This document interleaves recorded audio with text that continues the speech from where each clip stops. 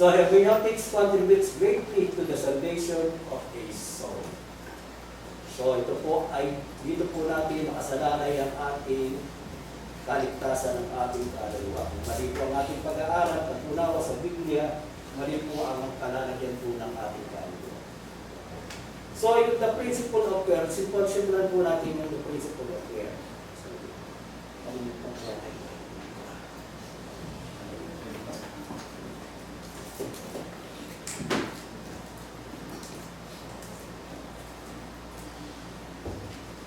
understanding where a book was written is essential to understanding the full depth of its meaning.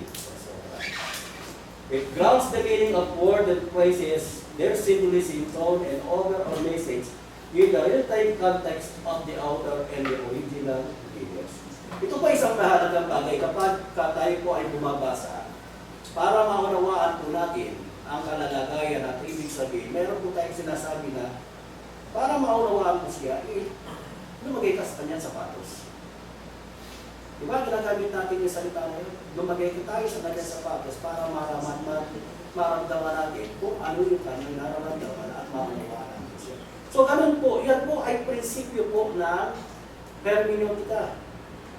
Alam po ba natin ang prinsipyo ng hermeneutika? Hindi po. Pero yan po ay fixed principle ng hermeneutics.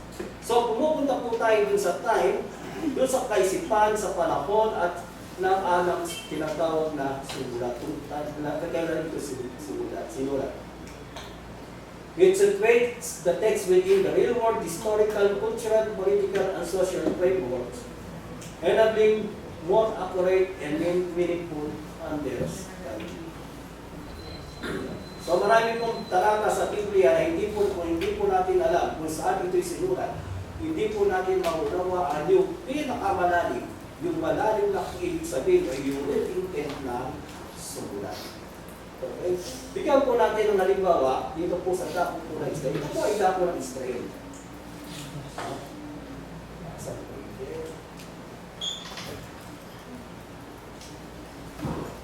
Ito po ang Israel. Ito ang Israel. Ito po ang Babylonia. Ito ang Persia. Okay? Ang north, ito ang north. Ito ang south, ito ang east, ito ang west. Okay? So anong bansa ang mga nasa dako ng east? Kaya ng east ng Israel?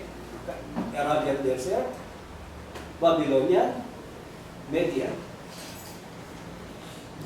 Pagpunta naman po natin ang tinatawag na Babylonia, nasaan po ang bansa nasa kanyang east, nandoon po yung tinatawag na Persia at nandoon po sa west yung bansang Israel. Okay? So mahalaga po ito, bakit po? Pansinin po rin.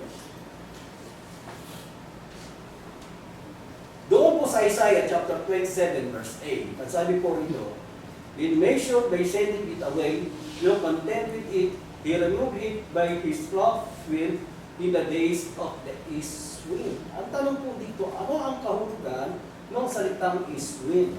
Yung pong Isaiah ay naisulat po noong 70. Pero kung pag-aaral sa Isaiah, nasabi po nila Isaiah is composed of two books, no? The first Isaiah and the second Isaiah. So yung the second Isaiah is starting Isaiah chapter 40. That is after the exile. At yung tinatawag na Isaiah, first Isaiah was written with yung chapter 1 up to chapter 39. So Isaiah was written in Jerusalem between 740 to 700 BC. The truth during the reign of the four kings. Yan po mababasa natin sa Isaiah chapter 1 verse 1. No? At dito po,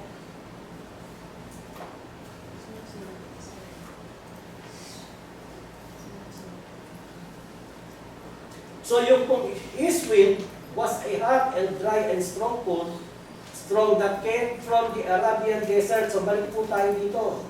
Ito po. Dito po nanggagaling yung strong wind sa disyerto. Kaya po itong disyerto po nito, yung strong wind ang nanggagaling dito, pag tumama sa bansang Israel, ang taglay po nito ay tagtuyot, tag-hirap, discomfort. No? Yan po ang taglay po niyan. So the east wind was a hot, dry, and strong that came from the Arabian desert, causing discomfort and damages. Kaya nga po kung makikita po natin, doon po sa Ezekiel, Kapitulo 17, Gs. Sabi po ay ganito. Oo, narito, yamang nagtanim ay ginawa baga, hindi baga lumubos na natutuyo pagka nahipan siya ng hanging silangan, matutuyo sa mga pitak na tinubuan ni. So yung pong east-wind na binabanggit po doon sa Isaiah 27, yun po ay galing po sa dapo ng Arabian Desert. In this text, the priest refers to the God's corrective wrath against His people. Gaya po na binabanggit dito sa Isaiah. Tingnan po natin kung paano po ginamit yun sa aklat na Isaiah chapter 27 verse 9-11. Baba lamang po natin ang basa. Pansinin po natin. Nabinasa po natin ay 8, sabi po sa 8 ay ganito. Sa sukat pagka iyong pinayaon siya, ikaw ay makikipagtalo sa kanya. Kanyang binabo siya ng kanyang padispis na hit sa kaarawan ng silangang hangin. Kaya sa pamamagitan nito ay malilinis ang kasamaan ng Jacob at ito ang buong bunga ng pag-aalis ng kanyang kasalanan pagka kanyang ginawa ang mga bato. Ginawa ang mga bato na damba na nagaya ng malambot na batong naluluray upang ang mga asera at mga larawang araw ay hindi na matiyo. Sapagkat ang bayang napupuntahan ay mag-iisa, isang tahanang pinabayaan at iniwanan, gaya ng ilang doon manginginay ang buya at doon hihiga at kakainin ang mga sanga niyaon.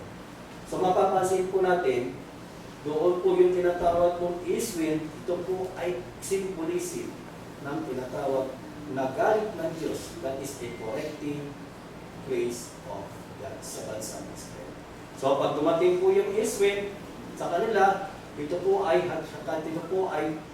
katumbas po ng galit ng Diyos sa kanila. So hindi natin maunawaan kung ano yung east wind, kung hindi po natin malalaman kung ano yung kung saan ito sinulat at wala po tayong idea dun sa tinatawag na geographical location po ng bansa ng Israel. Okay?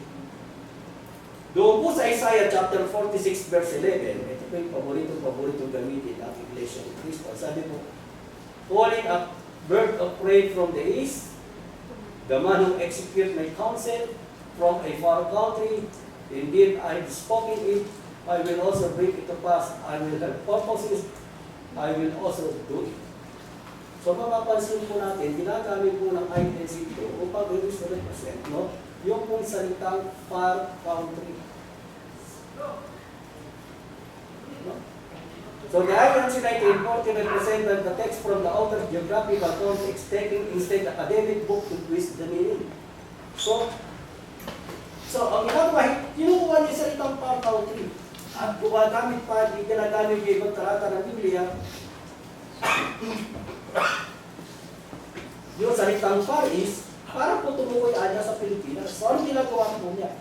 Siya ay lumalabas po sa konteksto, sa geographical context po ng sumulat. At ginagamit pa po niya yung tinatawag ng mga academic books po natin. At ang ginagawa po niya, ginagamit niya po yung principle of similarity of phrases. No, ito po ay isang pandaraya. At tuwirang pandaraya po para po sa mga naghahanap ng katotohanan ng Diyos.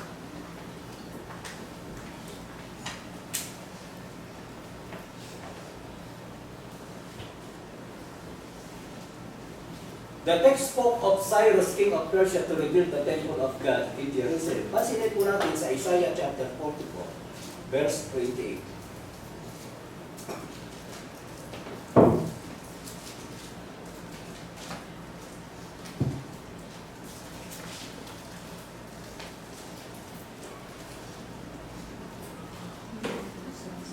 Nasabi po ay na nagsabi tungkol kay Ciro, siya'y aking pastor at isasagawa ang lahat ng kaligayahan, na nagsasabi nga si Rin tungkol sa Jerusalem, siya'y magtatayo at at sa templo ang iyong patiban ay malalagay.